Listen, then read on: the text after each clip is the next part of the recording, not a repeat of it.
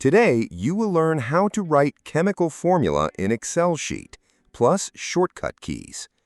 Before we start, here's a quick example. Water is written as H2O, where the number 2 is a subscript because it appears below the letters. Another common example is the sulfate ion, SO4 2-. In this formula, the number 4 is a subscript, while the 2- charge is written as a superscript above the line. Excel lets you format both superscript and subscript for selected characters.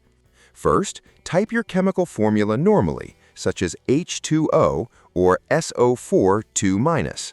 Now select only the character you want to change. For example, select the number 2 in H2O. Right-click the selected character and choose Format Cells, or simply press Ctrl+1 on your keyboard.